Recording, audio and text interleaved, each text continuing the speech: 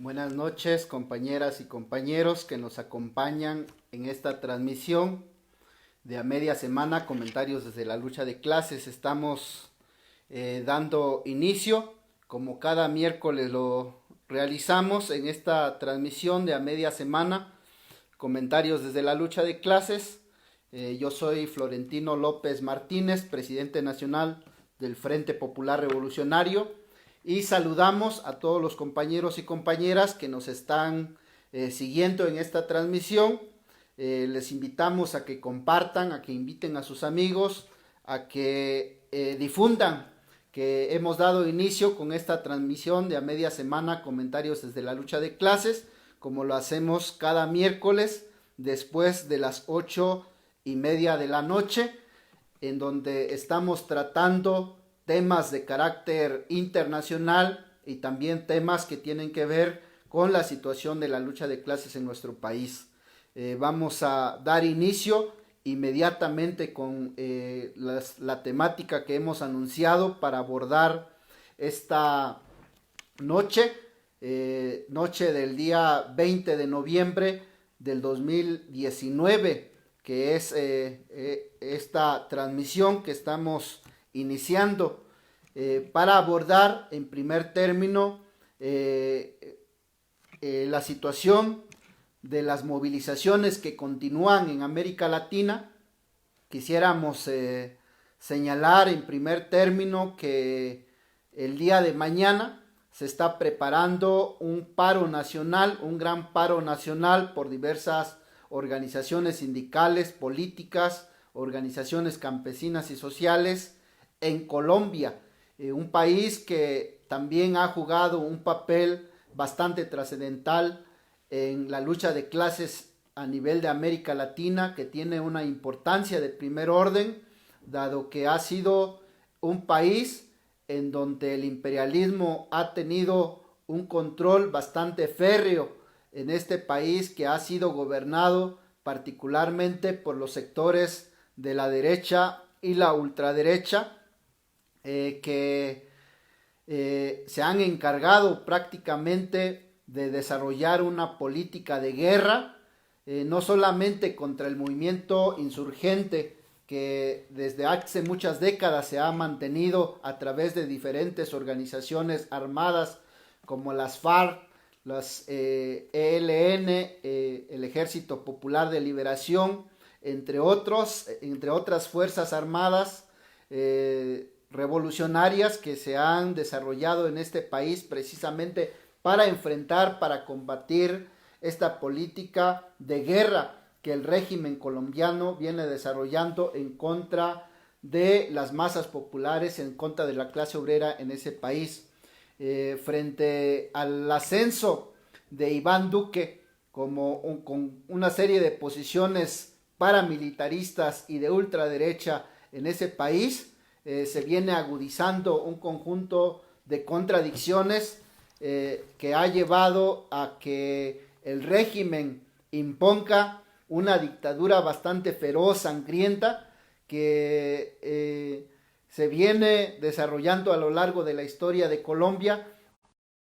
Con Iván Duque se ha disparado el asesinato particularmente de los líderes sociales, de los dirigentes sindicales, de activistas del movimiento social y popular en ese país, y precisamente desde hace más o menos un mes desarrollando una serie de actividades para mantener una ruta de jornada de movilización que va a derivar en un gran paro nacional mañana allá en Colombia. Se ha estado denunciando en las últimas horas que en el país se han desarrollado redadas en contra de dirigentes, por ejemplo, de la Federación Colombiana de Educadores, la FECODE, miembros de la Central Unitaria de Trabajadores, han sido víctimas también de estas redadas que se han realizado en domicilios de activistas, de defensores de derechos humanos, que están abiertamente promoviendo este paro nacional contra la política antiobrera y antipopular de Iván Duque. Por lo tanto, se espera que el día de mañana, a pesar de que el gobierno de Iván Duque, los medios de comunicación de los principales monopolios en Colombia están buscando minimizar al máximo de que la gente pueda salir a las calles, movilizarse, expresar su inconformidad que se viene acumulando a lo largo de los últimos meses y de los cuales han sido protagonistas principalmente los jóvenes, los estudiantes de las universidades que han tenido diferentes choques con la Policía Nacional colombiana e incluso también choques con diversos grupos paramilitares en ese país, y que el día de mañana se pretende, a pesar de todas estas redadas que se han realizado contra los activistas y los dirigentes sindicales y populares, a pesar de la campaña de intimidación y de terrorismo que está desarrollando Iván Duque en ese país, se espera que los trabajadores, los vecinos, los estudiantes, las masas populares en general salgan a movilizarse en las principales ciudades de Colombia, e incluso se puede dar movilizaciones en las propias zonas rurales de aquel país, y en donde nuestras organizaciones hermanas como Frente Popular Revolucionario están participando de manera activa en esta convocatoria de paro nacional en contra de las medidas anticrisis que está imponiendo, igual que nosotros, el gobierno de Iván Duque. Por lo tanto, desde este espacio queremos saludar este esfuerzo por incorporar a la movilización que se está extendiendo por toda América Latina a la clase obrera y al pueblo colombiano. Vaya nuestro saludo a los compañeros de, del movimiento por la Constituyente Popular principalmente, pero entre ellas también las organizaciones miembros de la Liga Internacional de la Lucha de los Pueblos, también desde luego a los compañeros y camaradas del Partido Comunista de Colombia, marxista-leninista, que están siendo parte importante de este proceso de movilización de la clase obrera y el pueblo colombiano. Evidentemente, esta jornada del día de mañana va a inyectar nuevos aires a la jornada de movilización que ya lleva prácticamente más de 2 meses en América Latina. Empezó por Chile, avanzó por Ecuador, se levantó antes de Ecuador, en ese orden, Perú, Ecuador, Chile, ahora Bolivia. Se ha venido extendiendo la jornada de movilización de masas en América Latina, y por supuesto las dos grandes posiciones que se disputan el escenario en esta región, es decir, por un lado el imperialismo, que pretende mantenerse como una fuerza, como un poder implacable, manteniendo la dictadura de la burguesía, pretende sostener a sus grupos, a sus grupúsculos en el poder en los distintos países de América Latina, mientras que por el otro lado la clase obrera, los pueblos, los sectores explotados y oprimidos mantienen una actividad de movilización, a pesar de que de palabras se ha planteado de que algunas medidas del Fondo Monetario Internacional, algunas medidas neoliberales de los gobiernos de Moreno, de Piñera, del propio gobierno impuesto mediante un golpe de Estado en Bolivia, está imponiendo. Las masas no se creen esos intentos de retroceso que está teniendo el gobierno o los gobiernos de América Latina, y se mantiene la movilización porque precisamente el choque es entre una salida fascista que pretende la oligarquía imponer en cada uno de estos países y una salida posiblemente revolucionaria que las masas tienen que encabezar y empujar. Por ejemplo, en el caso de Chile, se mantiene la consigna de la necesidad de la nueva constituyente democrática y popular, y alrededor de eso la movilización en Chile se ha venido manteniendo de manera permanente en los últimos días. Parece que es incansable el pueblo chileno porque precisamente se ha mantenido bajo la opresión durante muchos años, bajo la amenaza de la restauración de las dictaduras militares en esa región. En el caso de Bolivia, por el contrario, parece que en el sentido de que populares están planteando sostener la movilización de masas contra el golpe de Estado que se ha erigido por parte de la oligarquía particularmente originaria, oriunda de Santa Cruz, allá en una oligarquía bastante agresiva que pretende tomar el control. Sin embargo, Bolivia parece ser que no hay gobierno en este momento, porque ni los golpistas han logrado consolidar un gobierno, echar a andar los tres poderes del Estado burgués en Bolivia, estabilizar el nombramiento de un gabinete y pacificar las cosas para que se imponga a punta de bayoneta el gobierno de Yanine Áñez, que pretende erigirse, autonombrarse como presidenta de la República Plurinacional de Bolivia. Mientras tanto, las masas populares, las centrales sindicales, las organizaciones campesinas, los pueblos indígenas en Bolivia se han venido levantando de manera importante, en donde en diversas regiones de Bolivia se han presentado choques, fuertes choques incluso con la policía y el ejército. El número de muertos todos los días se está incrementando en Bolivia. Sin embargo, el pueblo boliviano no está dispuesto a estar subyugado bajo un régimen militar, dictatorial, ultraderechista y fascista que se quiere imponer mediante un golpe de Estado.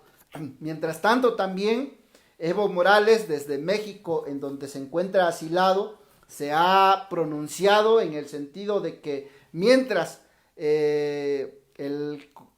poder legislativo de su país no acepte la renuncia de él y de toda su cadena de mando, que renunció después del anuncio de la Organización de los Estados Americanos por anular las elecciones en Bolivia, renunciaron en escalada, como lo sabemos todos. Pues resulta que el poder legislativo no había podido sesionar y no había podido decidir si acepta o no la renuncia de Evo Morales y su gabinete. Por lo tanto, Evo Morales ha retrocedido también en su posición de abandonar el poder, de renunciar, de dejar como la presidencia de la República, y ha dicho que mientras el poder legislativo no apruebe su renuncia, Evo Morales sigue siendo presidente, de tal manera entonces que hay un presidente en el exilio, hay una autoproclamada presidenta, y las masas populares están empujando particularmente en la dirección de que no quieren un gobierno golpista, no quieren ser sometidos bajo un gobierno militar que pretende instaurar este grupo de golpistas que ha autoproclamado como presidenta a Yanine Áñez. En ese sentido, las cosas no están dichas en Bolivia, las cosas no están dichas en América Latina. Las fuerzas de la revolución, las fuerzas que buscan el cambio, las fuerzas que empujan la lucha contra las medidas neoliberales, contra las medidas oligárquicas y contra la dictadura del capital, se están moviendo, se mantienen, crecen, avanzan, se movilizan, cualifican su proceso de organización y movilización, y por el otro lado los grupos fascistas, los militares, la oligarquía financiera, el imperialismo particularmente norteamericano, pero también el resto de las fuerzas imperialistas como Rusia, China, que también tienen presencia importante en América Latina, buscan aprovechar este escenario para consolidarse como fuerza,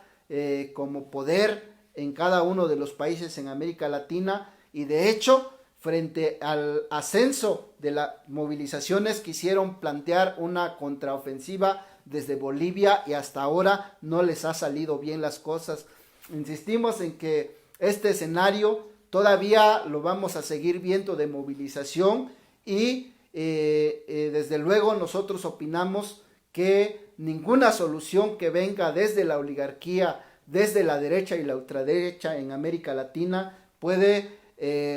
solucionar de fondo la crisis política en la que está entrando América Latina y en la que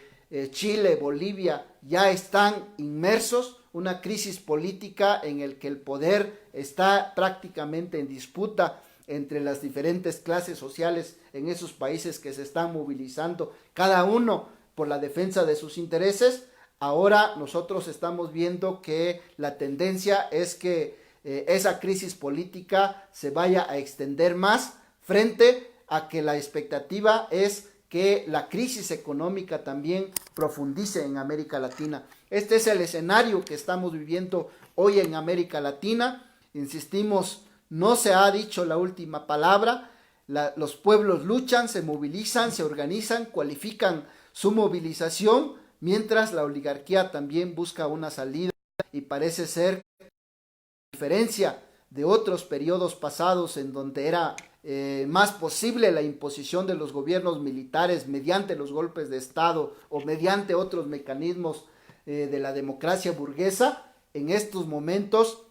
la clase obrera y los pueblos no están dispuestos a ceder así nomás el poder nuevamente para esta oligarquía financiera que pretende recuperar fuerza y retomar la ofensiva en América Latina. Nosotros creemos que en cada país el papel del Partido Comunista Marxista-Leninista, el papel de la clase obrera, fundamentalmente tienen que ser un papel activo y de vanguardia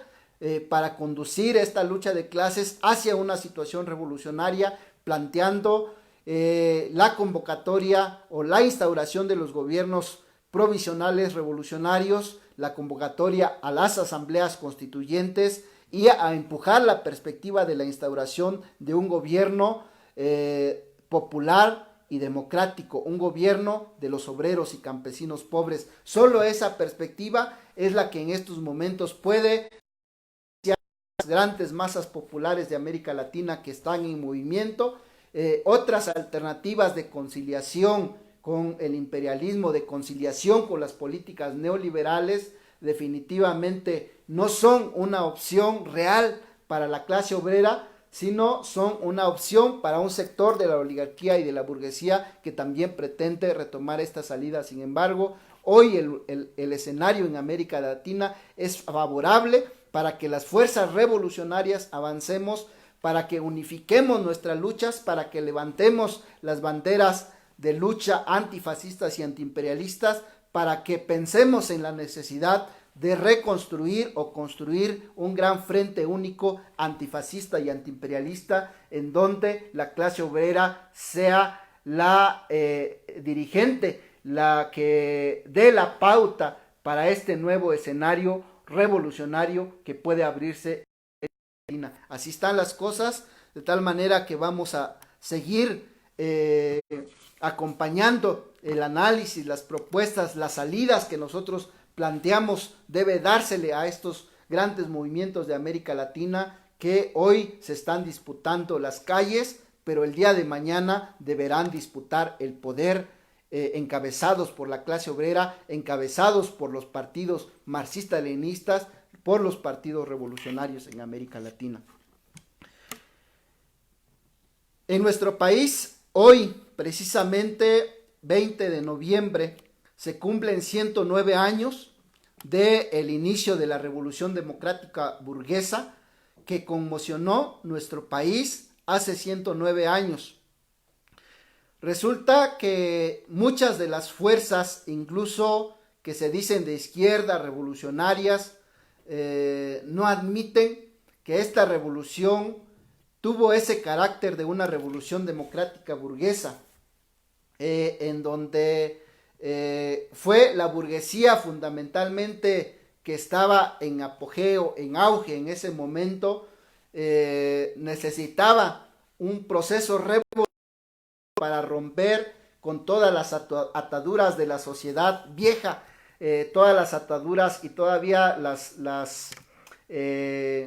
los restos de feudalismo que todavía sobrevivían en nuestro país, para poder desarrollar el proceso de acumulación capitalista y poder desarrollar las fuerzas productivas, y de esa manera poder encontrar un proceso de auge en América Latina y particularmente en nuestro país, de consolidación del sistema capitalista. Y esa fue la razón fundamental del estallido de la revolución en aquel 20 de noviembre de 1910, bajo el llamado también de un burgués terrateniente que era Francisco I. Madero, con la consigna de sufragio efectivo, no reelección, como una manera de plantear el perfeccionamiento de la democracia burguesa, que había caído en manos de una dictadura que había durado ya más de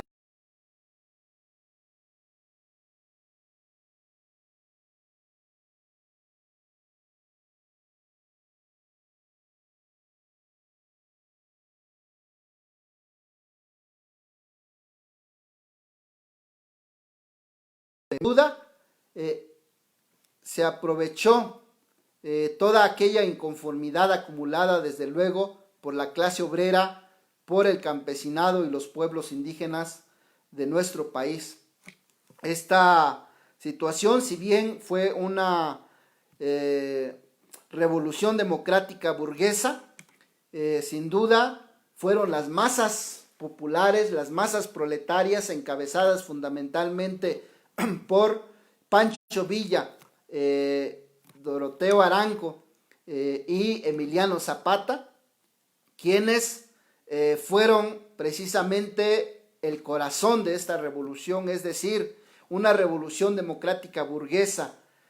una revolución que fue dirigida por la burguesía. Las masas fueron las que hicieron esa revolución, las masas fueron carne de cañón de esa revolución, y sin embargo,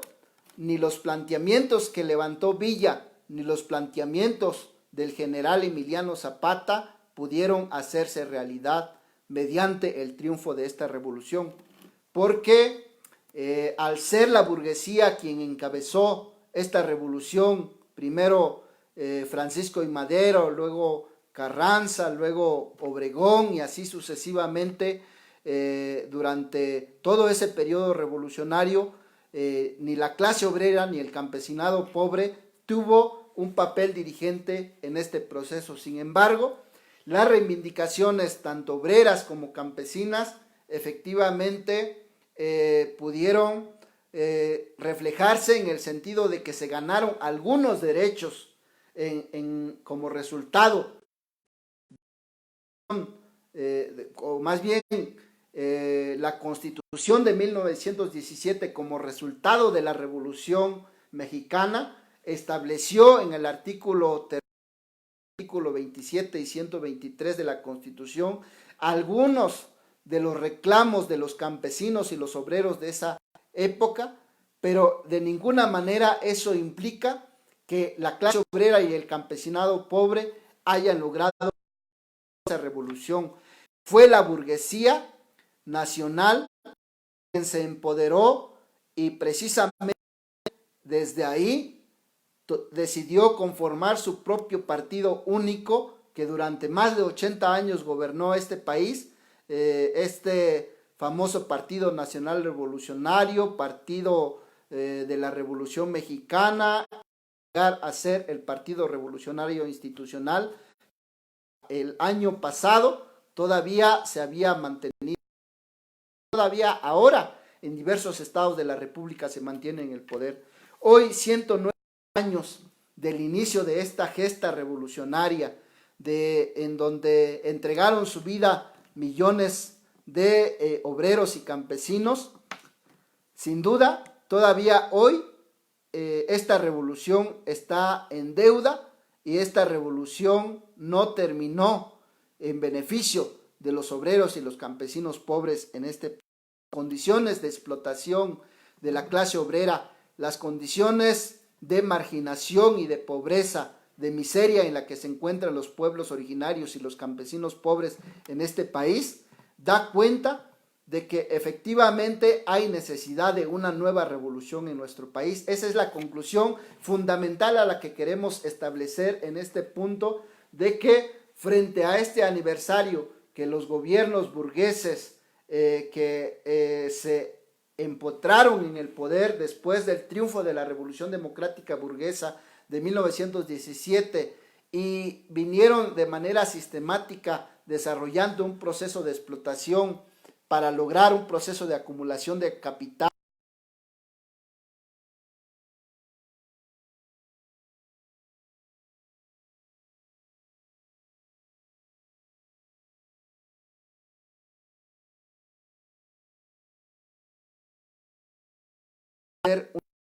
proletaria como una necesidad sin duda de la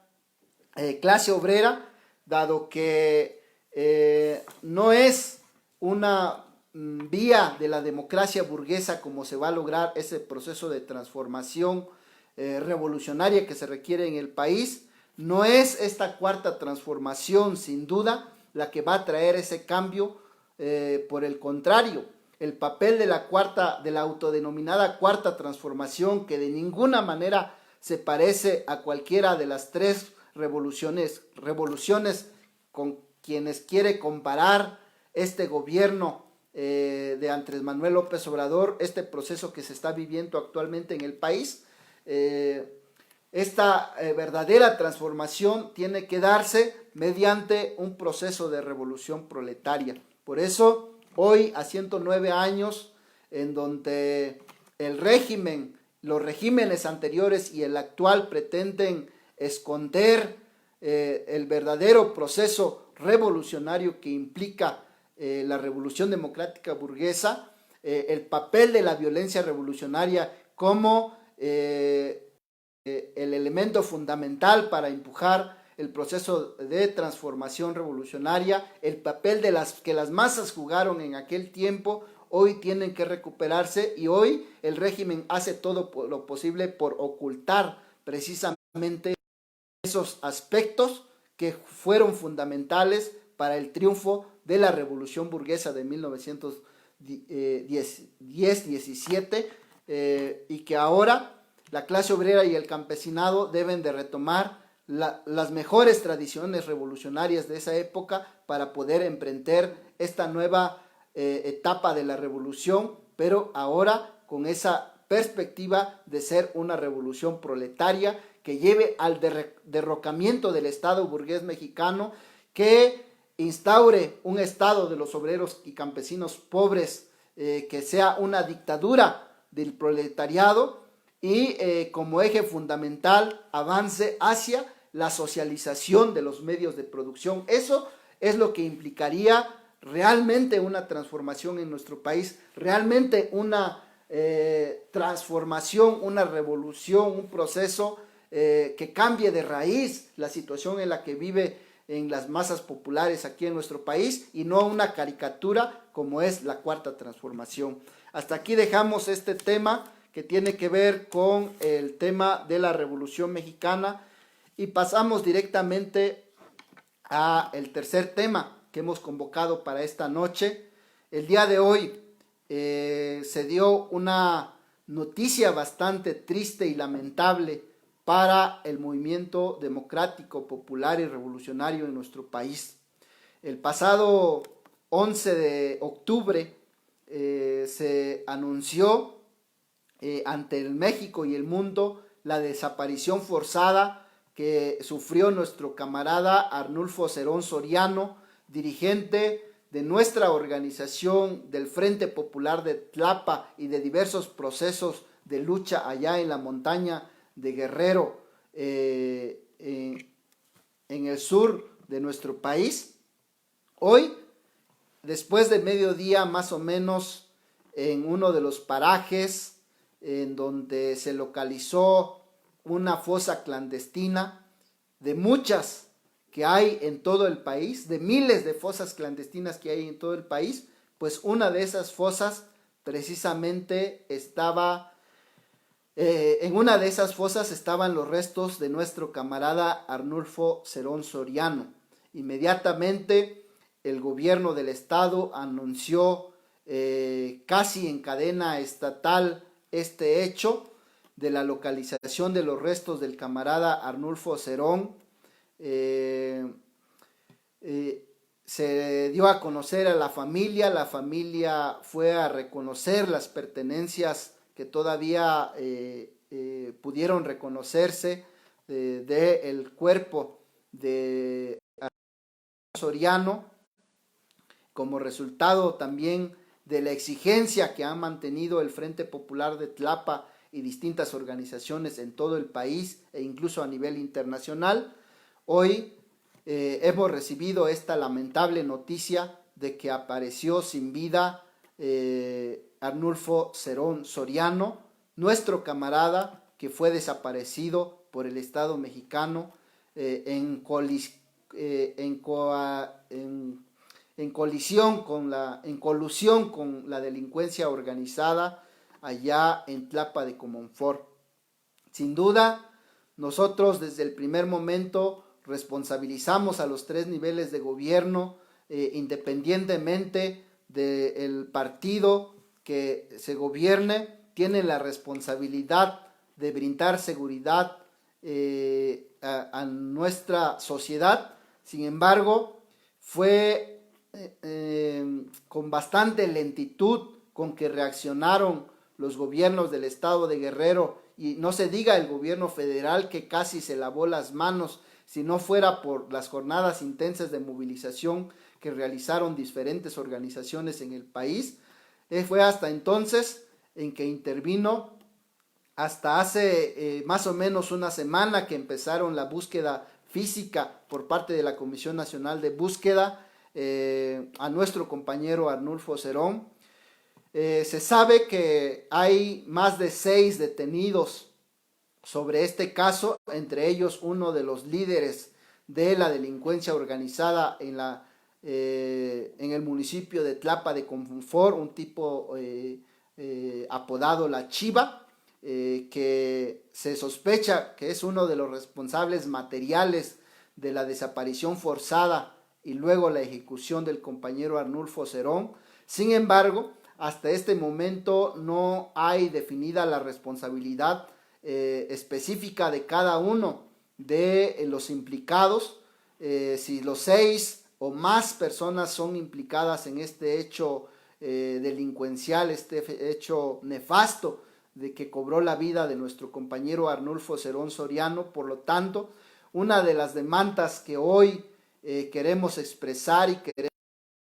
a todos los obreros, los campesinos, los indígenas de este país, que mantengamos en alto la exigencia porque se haga justicia por la desaparición y luego la ejecución de nuestro compañero Arnulfo Cerón Soriano, así como nos sumamos a la exigencia de justicia por los miles y miles de desaparecidos que hay en el país, y en particular por la presentación con vida de nuestros compañeros normalistas de Ayotzinapa, los 43 estudiantes que fueron desaparecidos en septiembre del 2014. También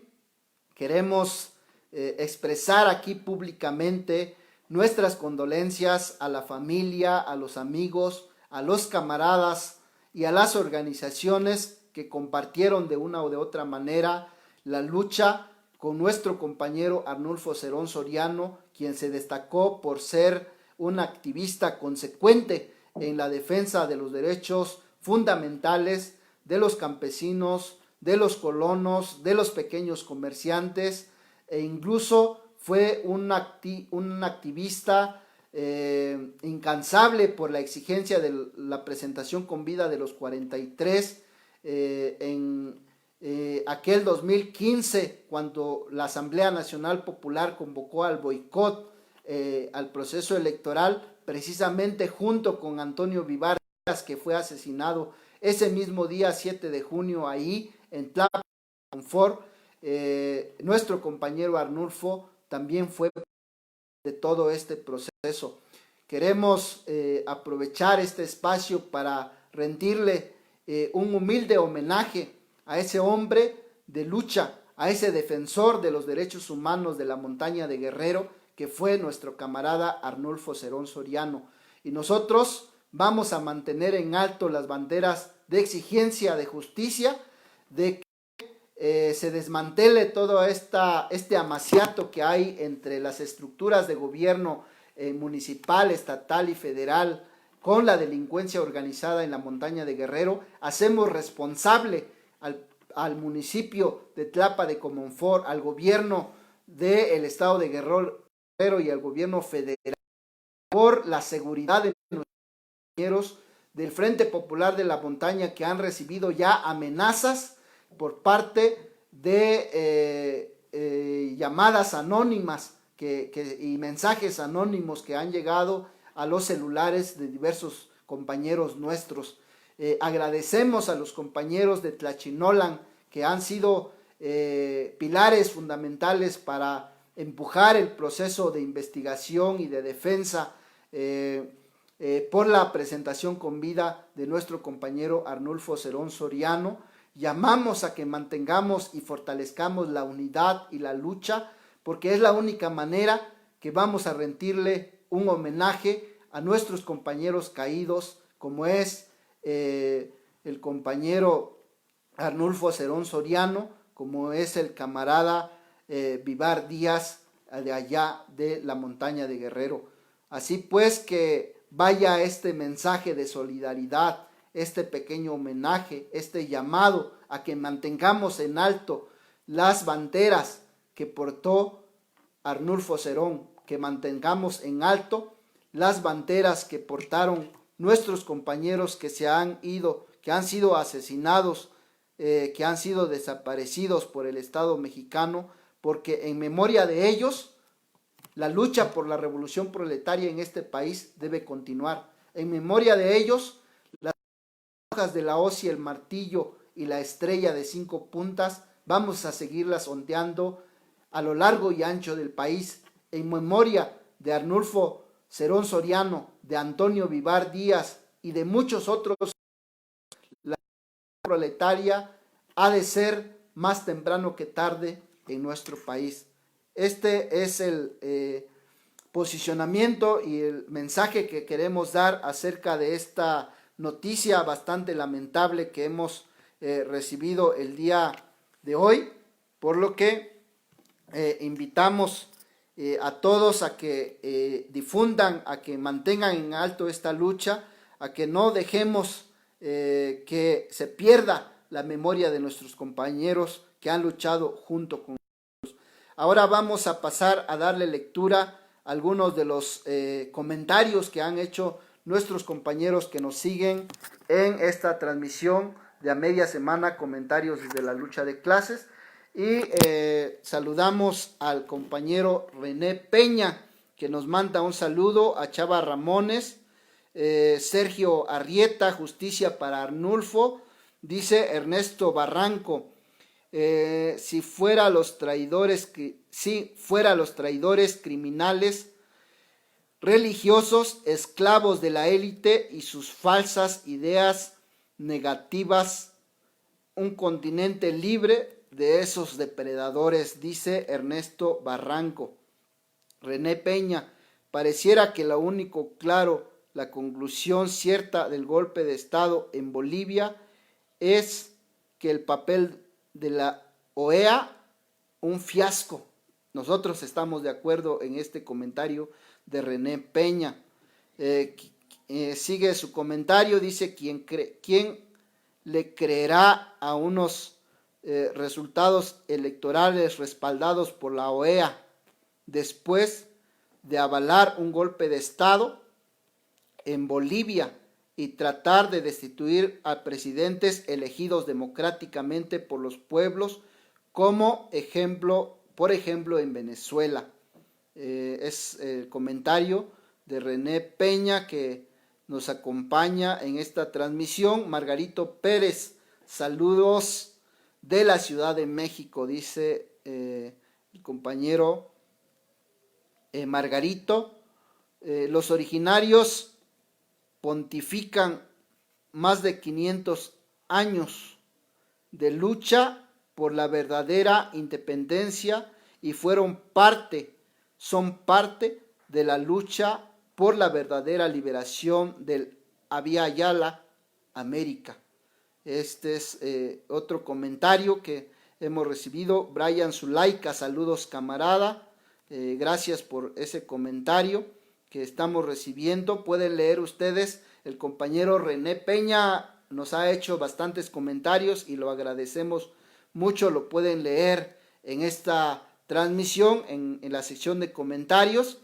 Y hasta aquí vamos a dejar esta transmisión de a media semana, comentarios desde la lucha de clases. Yo soy Florentino López Martínez, presidente nacional del Frente Popular Revolucionario, y los invitamos a que nos acompañen el próximo miércoles a las 8:30 de la noche en a media semana, comentarios desde la lucha de clases por Facebook Live en la cuenta del Frente Popular Revolucionario. Nos vemos hasta la próxima.